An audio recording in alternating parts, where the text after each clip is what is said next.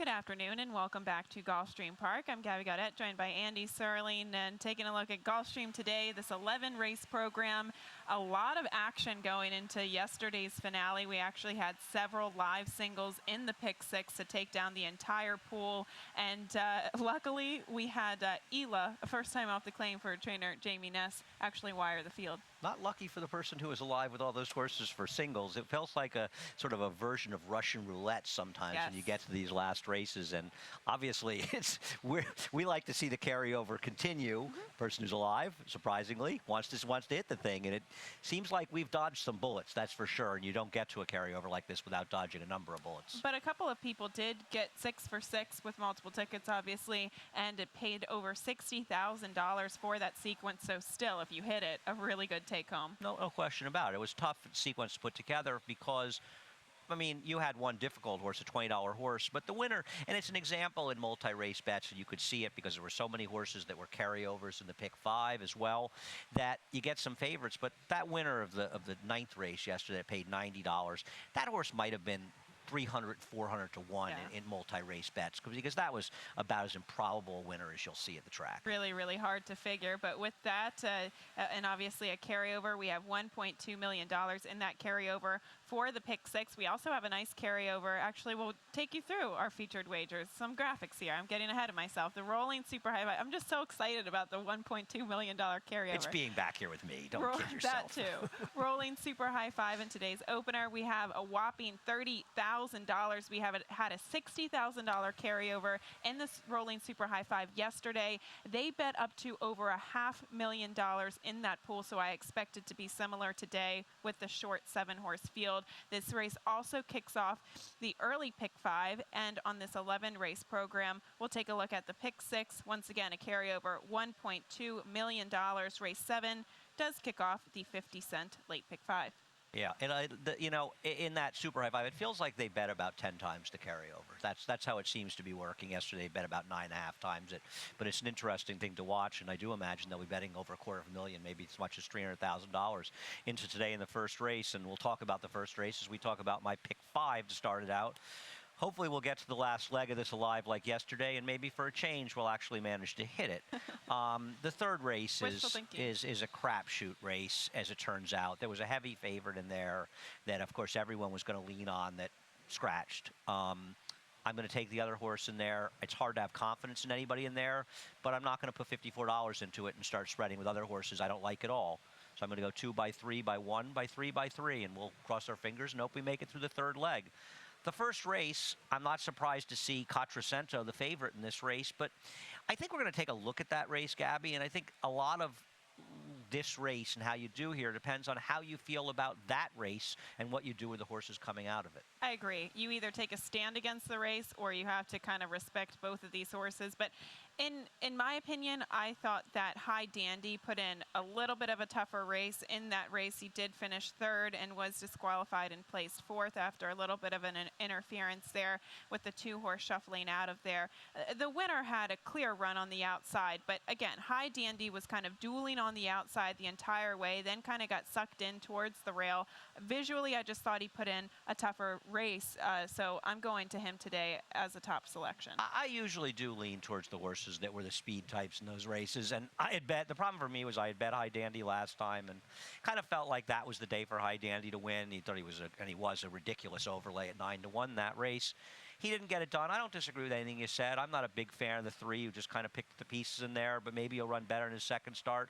But as you said, I'm just going to go away from that race altogether, at least for my top choice.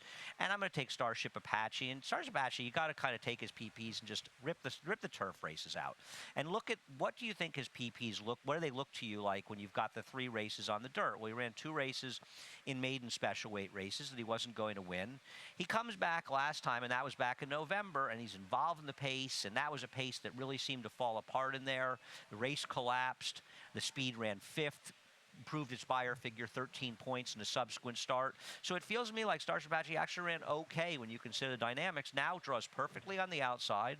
This is not a speed horse, was forced because of an inside post last time out, and now can stalk these other horses and feels like a very logical alternative on a track that once again, I mean, it seemed like even more than other days yesterday, you didn't want to be inside. I mean, everybody was outside, and nobody could make any kind of effective move up the inside. The riders were, majority of the riders were saying very cognizant of staying off of the rail. The two northern rails, speaking of which, what do you do with this horse? Debuted on the turf, got into a little bit of early trouble, but this horse by Wildcat Air on the bottom side as well, you get a little bit of turf pedigree there. Do you think that this horse is going to be better on the main track? Lower statistics for the barn transitioning turf to dirt. Yeah, I do, though, because I think it's actually more of a dirt-type family, but maybe it's just a big negative they ran the turf first time out. That's how I took it. Maybe it's the race that came up for, and this was my third choice as yours. I wouldn't be surprised. It's a stranger in the field.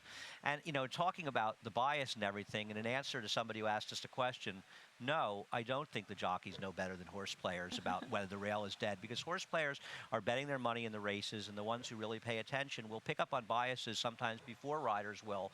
And the good riders will pick up on it, but as evidenced by what's taken place here the last 4 days, a lot of them have either not picked up on it or been slow to the trigger. So no, I actually do think that horse players are more aware of it. They're betting the money out of their own pockets. And the person who suggested that, I couldn't disagree more with them. Well, we'll definitely have to see how the main track is playing here today. Maybe they have been making some changes. Yes, always possible. Always possible. So definitely pay attention to that as our first couple of races are on the main track here. The race 2, a maiden 12,500 event, 1-turn mile onto the main track. I believe you and I both had the same idea with this race with the 4. Nina last time out was decently bet. I believe she went off at second or third choice there.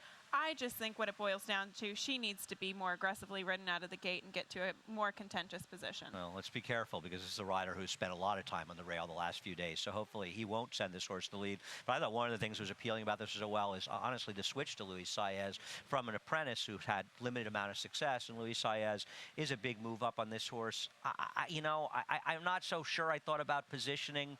To tell you the truth, I pulled out a few of the remaining hairs I had left looking at this race and decided that the 4, 6, and 8 were the race horses and just put them in the order I put them in. Well, the 8 optimistic outcome is one to use on the class drop alone, but she was well bet last time out. She really didn't pick up her feet. Again, you always have to proceed with caution with these types of horses. She's the kind of horse that I would never bet in a race like this, and I think you would agree, but you have to use protectively in multi-races, dropping from 40 to 12.5, but I mean, the drops, right, and maybe even Perfect Patty. Another one ran in that Elia race last time, was wide, and that was coming off a little layoff. I used those 3. It's hard to have a lot to say. I agree. She could improve with a little bit of added distance, but we'll move on to other races. Race 3, an open 12,500 event, and a big major scratch of the 3 Postscript in here, who figured to be a very short price in here, coming back after a maiden 25 victory. Now you got a default to some other horses. The 2 Ashy Poo does look like the horse to beat on paper. Yeah, listen, I have no confidence in Ashy Poo, and Ashy Poo to me was like a backup to the 3, but it's not exactly solid ground. But at the end of the day, the horse ran a figure last time that's going to blow this field out of the water. So I'm going to hope that Ashy Poo runs somewhere close and the rider keeps this horse off the inside.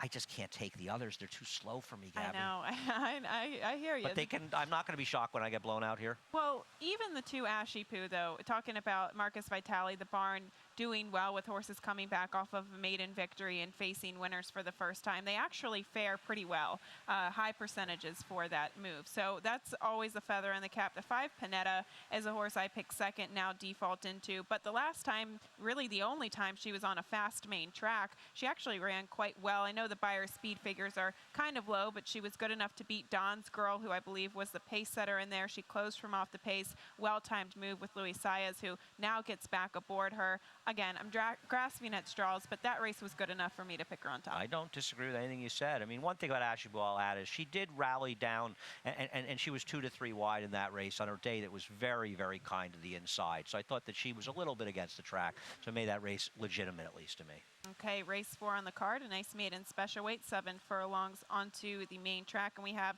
the 2 horses that come out of the same race, including the 4 Only the Shadow Knows, a first-time starter last time out, and the 7 Nihilator, who is a long-time maiden. Yeah, I mean, Nihilator fits the profile of the track and the race, as we'll see here. Nihilator is going to be in a Pacific. You can see her out in the middle of the track. I know it looks like Abby and I, but those are actually horses. Maybe I'll do a little thing. And there's Only the Shadow Knows. Only the Shadow Knows annoys me, by the way. Why? Because it's It's not the right name, but so it throws me off. It's who knows what evil lurks in the hearts of men, the shadow knows. It's got to be from that. So it just throws me. I can't get this horse's name right. But well, anyway, maybe you should have a little chat with the breeders in Kentucky, Sun Valley Farm. And no, I think it's Jimmy Bond or William Clifton. I'm going to speak to Jimmy when I see him today. He's really thrown me. I can't get this name right. But anyway, this horse. The problem with this horse. I can't get Wish I Had either. Wish a shot. I can't get any of them right. I don't get anything about any of them right. Anyway. He ran very well last time. He was extremely well-met first-time starter for Jimmy. And he got involved in a pace situation that he probably won't have to here. He may be in a controlling position this race, depending on how horses like, if there's somebody pops up. So he's supposed to be very tough today, but I just hate first-time starters that they're looking to cash on and win with first time that lose. Those horses are just not great bets the second time, especially at much shorter prices. But you can't ignore that this is the horse to beat, whether or not you want to try to beat it. And going back and watching that race too, okay, this horse was well bet in debut. You knew this horse was going to run at first asking, as you just mentioned, but also visually looking at the race, he was perched at the top of the stretch, and I thought he was going to run away from the rest of the field, and he didn't necessarily deliver. Now, was he a little bit short for that race? Now in the cut back to 7 furlongs, I think those are all positives today if you're trying to look for a positive cutting back to 7. He buried the speeds, though, so from that perspective, I think he ran his race. Listen, I think he's the horse to beat by a lot in this race. I'm not against him. I just have a different idea. We have the 2 capital letters in here for trainer Ian Wilkes, getting out of distance in Lasix for the first time, and arguably he's exiting one of the tougher maiden special weights in the field. I thought that might have been a pretty good race, and Ian never wins with first-time starters. I mean, he has as bad a percentage with first-timers as any trainer. Second time out, gets Lasix. He did some running in that race, and I think today he's supposed to run a lot better. To me, he's a layup pick. You're trying to be even more clever. I'm trying to be clever. I'm taking a shot with shot. Don't try too Number hard. 3. Usually when I try hard, it just fails miserably. Like the rest of us. Yes. Ralph Nix, again, he does very well. And you can make negatives and positives for this horse. Why did they debut him on the turf first time out, now getting to the dirt second time out? They obviously made some changes. He is a gelding now. He had some trouble in debut. Ralph Nix does really well with his maiden second time starters. They're trying a new surface. And to be honest, some of his workouts on the main track I thought were interesting. 59-3 last time here locally at Gulfstream. So it looks like a horse that probably will fare well on the main track. I gave him a long look. I hear what you're saying. He just, we'll see. He is a homebred. I don't love the gelding information. I'm going to assume he's a new gelding, but it has been so disastrous in the PPs down here and inaccurate on so many occasions that I can't pay attention to it. And frankly, I love the idea of providing accurate new gelding information to horse players. Nothing could be more important than getting as much good information to horse players as possible. But if you can't get it right, don't do it. I'll go ask Ralph. You can ask Ralph. Well, listen, I've asked trainers in the past, too, and it's something we can do, and we should probably do. But when you see horses coming off of weak layoffs listed as first-time geldings in the paper, it starts to make your head spin.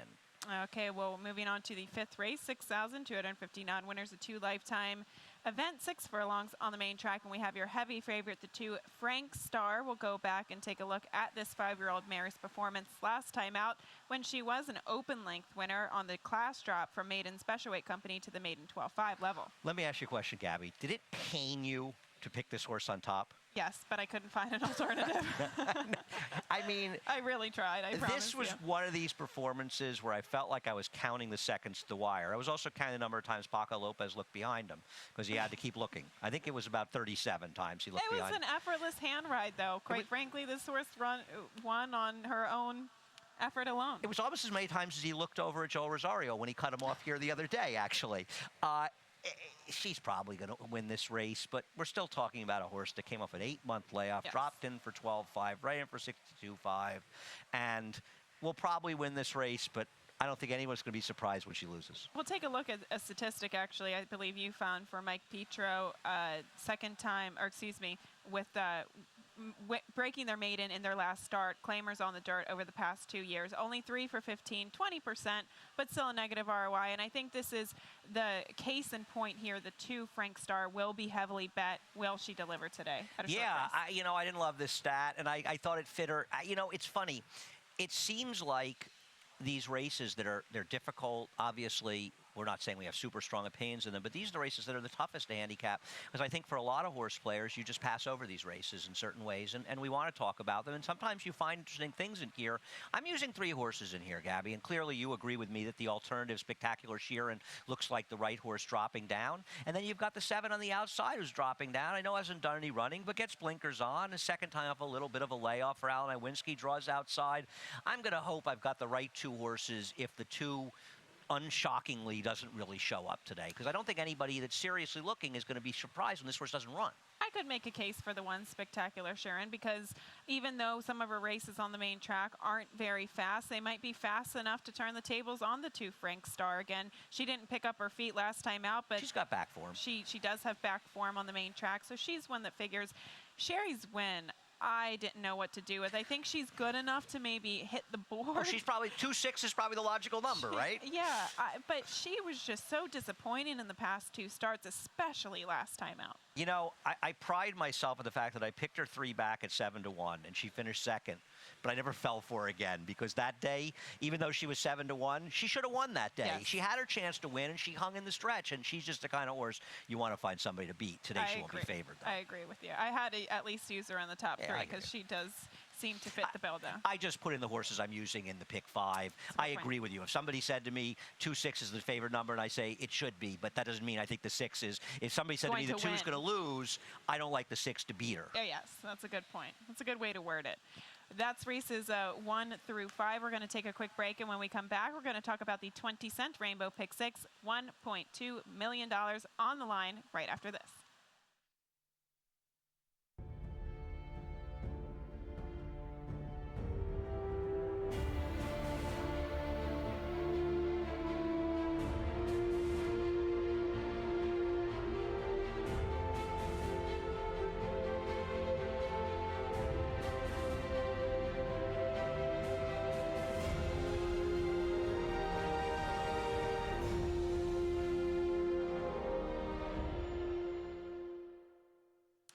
Welcome back to Gulfstream today. Now taking a look at the 20-cent Rainbow Pick 6. We have a $1.2 million carryover. Was almost taken down yesterday, but luckily saved by the Ela, I think her name was, going gate to wire there. So hopefully we can have an Gate to wire. I don't think I've ever seen a horse win a turf sprint by more than 10 lengths in my life. She really did. She drew away from the field. That was very impressive. Wow. We'll look at the sequence today. I did find a single cheap ticket, $48.60. I'm keying off of my man, Simon Bar Sinister. Does that surprise you at all? Well, we'll talk when we get the race, because this is a horse where I warned you what was going to happen to this horse, yes. And exactly your worst nightmare happened to this horse, and we'll talk about when we get to that race. But I can see that. It's not an easy sequence. We'll get to my pick 5 ticket in here, and I just feel like some of these races, I guess you could argue that this race has a center, race number 6. Armando Big is supposed to be a heavy favorite in here. And honestly, I think Armando Big would be in line to be one of the singles if you're looking to single in here, because this is a horse that in his turf races just ran significantly better. Ian Smith, Jan's Reserve, those horses are so much better than anything running in here. Either you've got a wise guy horse or you just think this horse can't lose. That's a good point. I'm covering myself in the first leg. Maybe it's because I don't want to get out in the first leg, but I agree with you. Armando Big does seem to be the horse to beat. Even his dirt race last time out, and I know he's going back to the turf, but I thought it was worthy of even talking about it, even though he was the beaten favorite. It was a very strong race, in my opinion, because he chased strong fractions. He held for second when kind of the race fell apart. I thought it was a good race, even going back to his turf sprints, much tougher company. But he's a horse that I think is in form. He is the one to beat. You used one horse to try to beat him, the 3, El Señor de los Cielos. Yeah, I mean, you know, it's not. If I think a big favorite's just unbeatable, I'm going to pick it on top. But if I have some idea on a horse that I want to bet a few dollars on, I'm going to pick that horse on top. In no way am I suggesting that I think the 3 is even considerably near likely to win compared to the 9, but it's going to be a good price in here. And as my friend Jason Blewett would refer to this horse as a son of Niagara Causeway, because just spelling the horse's name on Twitter last night when I was talking about the race. El Señor de los Cielos. Yeah, right. Right, okay. 6 years of Spanish is really paying off. Okay, right. That's, okay, you got me on that one. Anyway, my feeling on this horse is a half to 1 horse to try the turf. That horse won. Got an 82 buyer. It was close to where it was in the dirt, but on the second generation, the dam, there's just 4 turf winners from 6 to try it. I thought they were okay. I mean, they were okay dirt horses too, but this horse picks up Luis Saez and has enough pedigree that this is the lone horse I can make a case to try to beat the favorite. The only bad thing is that the foals from that mare just have not been very good at all. Case in point. Yes, they have not been very good. So I agree with you that this is kind of the wise guy horse. Also, Antonio Sano, I looked up a stat at about 15% with horses trying the turf for the first time at 5 furlongs. So they do very well, and it's a positive ROI, actually over $5. So they do show up at a decent price. And I'll also say, at least earlier in this horse's career, it was running buyers of around 50 that are good enough to be competitive. It's not as though Armando Big has these huge numbers and has this towering edge. So this horse at one time showed enough ability in the dirt that if it steps forward a little bit off its good races, I think it can win. I'm not in love with this horse, but I think he's a good alternative. I threw the 8 in, but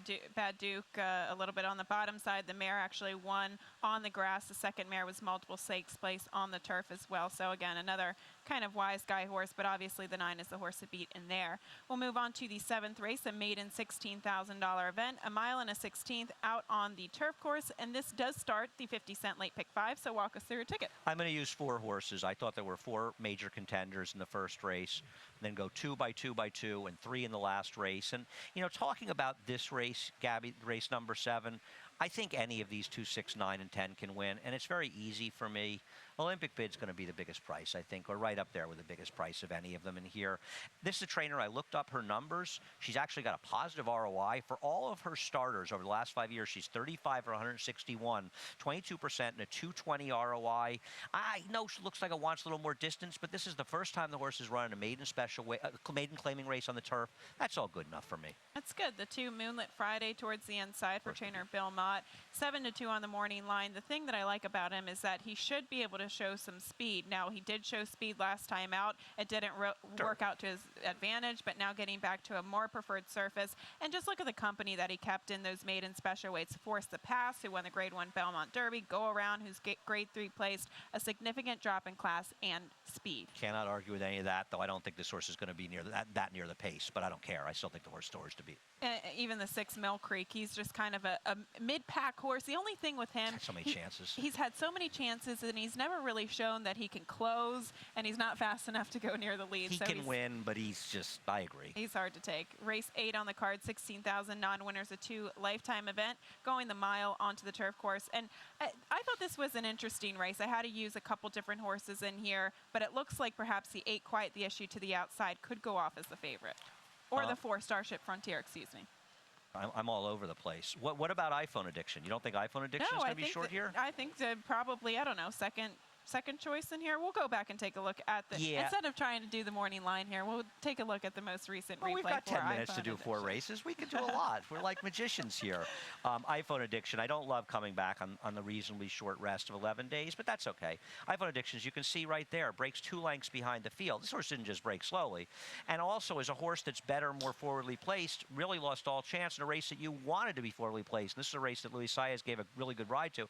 So you see here, Paco's all the way in the back of the pack, and it's not his fault. They're bunching up. They're slowing down around the turns. The horse who wants to be forwardly placed, he got completely left. But as you're going to see as he gets in there, this horse is extraordinarily rank and really, really hard for Paco to get a ride and anything. And I'll tell you something, when you consider what happened here, and I don't blame Paco on this. He just was dealt a bad hand with the break, Gabby. Nothing you could do about that. I think it's miraculous that this horse finished 4th, all things considered. He actually gave a very good ride after that, saving ground and angling out there. He really, if anything, I thought Paco actually rode this horse extremely well under the circumstances. All considering, yes, I agree. Now, that was the thing with me. What kind of horse are we going to see from him today? He is a horse, I think, that wants to be forwardly placed. He's drawn an outside post position the past couple of times, so the post helps him once again today. But if he breaks slowly and down on the inside, who's to say that he's not going to be rank again and really get himself into trouble? Well, obviously, I have to hope he breaks the field. I mean, I don't disagree. I don't at all. I mean, I thought about singling this horse. Talk to me about Greyfell. I like Greyfell because he is getting some added distance. And I know that in the past when he was running at Arlington, he used to show speed and then just not to have any longevity with his speed. However, I do think that they were against tougher fields, and he is capable of showing speed. I don't necessarily think he needs the lead, though. And if he can get that nice stalking trip behind some of the pace setters down on the inside rail, Corey Lanery stays aboard. I just think he's a horse that might prefer a little bit of added distance from the 5 furlong sprint. Okay, works for me. Looking at the 4 Starship Frontier, this is another horse who I would imagine would be forwardly placed today. Yeah, he's going to be probably the speed with the 7, with the 3 tracking them, and I just thought he was the logical other horse, but nothing special. Okay, we'll move on to the 9th race, and my boys, Simon Bar Sinister is back in. We'll take a look at this. Are you really? We really have to go back down memory lane here. This is 2 races back when Gabby liked Simon Bar Sinister, and Simon Bar Sinister was in this race, I think the 2.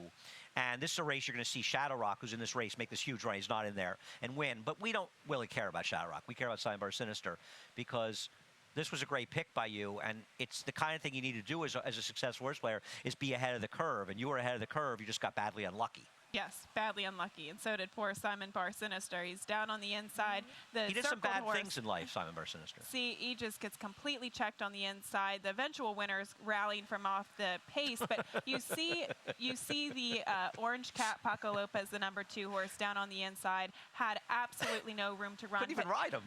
Yeah, he's just sitting chilly up there, throwing the towel. But even on the backside, too, he was consistently getting into trouble. He lost position. This is a horse who got into trouble the entire way around.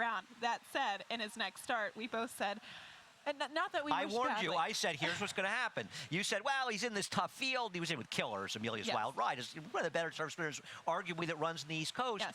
And I said to you, he's going to run just well enough for you'll never, ever get a price on him again. And lo and behold, he ran really well last time. He did. He ran extremely well from that way, way outside post. So I'm sticking with him today.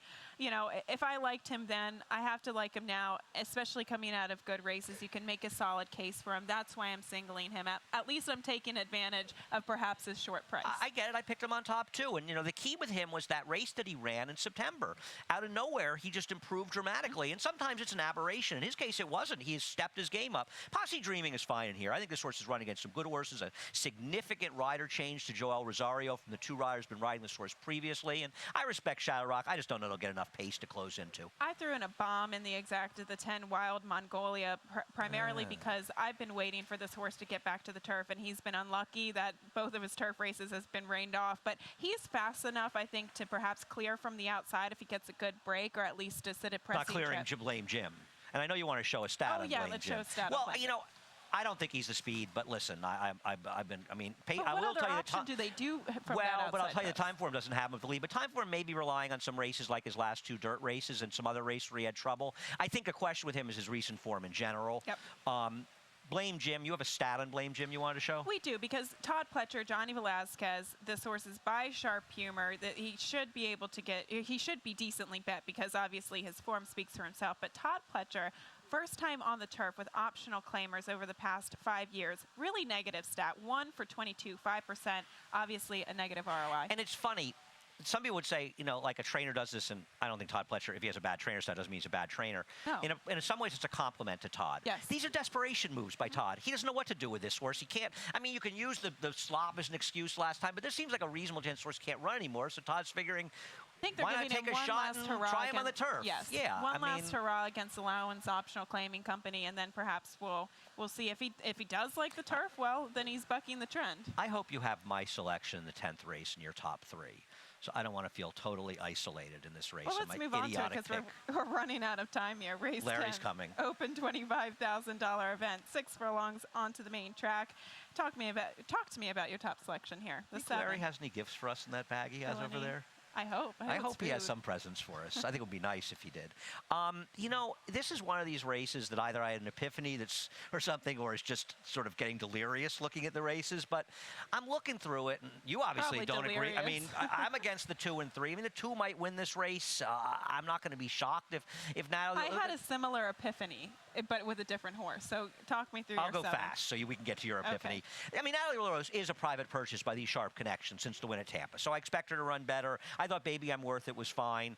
Villainy has been running against much, much better horses in her recent dirt races, and I think she's really dressed down when you look at her. She had no shot against that April Gaze field. Those horses are so much better than these. Not a turf horse. Runs in that House Party stake at Gulfstream Park West. Broker Maiden before that. It wasn't a great race, but I think her races are competitive enough that the class drop's going to help her. Talking about the two Natalie LaRose, that's why I didn't go with this filly, is because Efren Loza Jr., I've been on his bandwagon for quite some time. He's very good with maiden claimer, first-time starters. He gets them ready to roll at first asking. And he got somebody to buy into the horse and now wash his hands and move on. That's the approach that I'm taking, that now this horse might not be able to duplicate her debut performance. The 5 Ever Arch I thought was interesting. When she debuted against Maiden $50,000 company, it was actually a very good race at Keeneland. She caught a sloppy sealed track a couple of times. She caught a very tough race on the turf, but arguably her best races are on a fast main track. That's how she broke her maiden against Maiden 35. So I picked her 5th, 4th in here. She can win this race. I think you make a good case for her.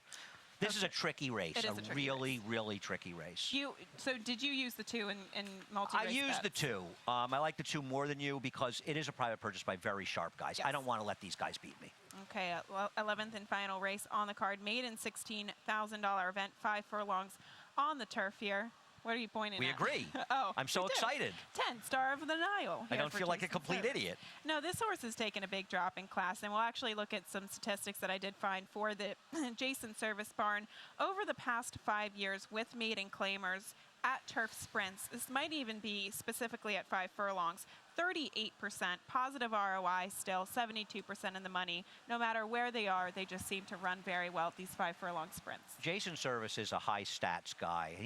Jason Service is a guy who, he's one of rare sort of claiming trainers that moves horses up that has great success on the turf. I mean, he's not quite Mike Maker, but he's up there. He's got really good numbers in these spots. And as you said, the other thing is about Star of the Nile, and knowing you, I'm sure you watched the race. The only time this horse sprints in the turf was just completely eliminated at the start, was just taken out of the race. Yes. And actually even did a little bit of running in there, but it could have been a much different story and probably meant to be a turf sprinter. There appears to be some speed. I think the 5, I know that Glass of Wine's the logical one.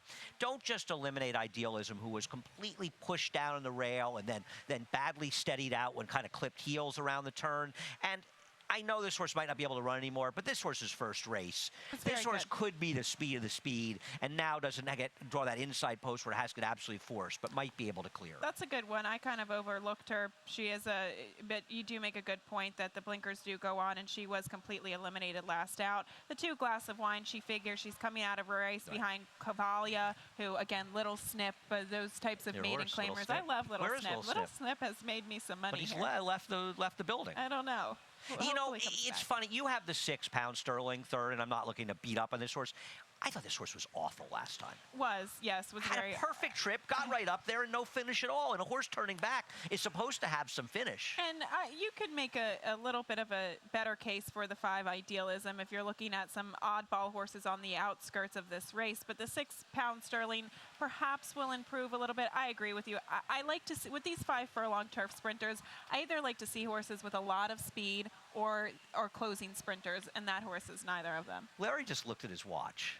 Do you even have a watch? Let's go buy Larry If Larry a watch. has a watch, I can guarantee you one thing. NBC gave it to him or something. And it's got a big logo, and he's going to be showing it on the show. We've got plenty of shops around here at Gulfstream Park, so we're going to go buy Larry a watch while he gives all He's you got nothing for us. scratches and changes. We're going to take a quick break and hop off. We'll be back through races 1 through 11. Best of luck on today's program.